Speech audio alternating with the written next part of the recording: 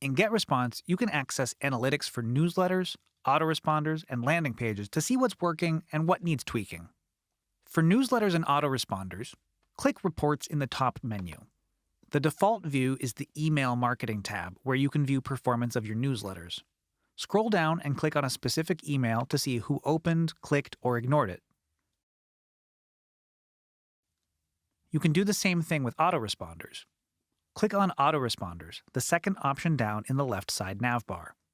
You can view all the same metrics here, clicking on specific emails to see their performance.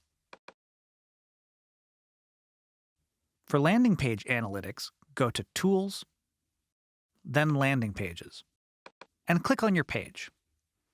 View unique visits on the Performance and Traffic tab, and view signups and conversion rates under the Forms and Pop-ups tab to track key performance metrics like your click-through rate, or CTR.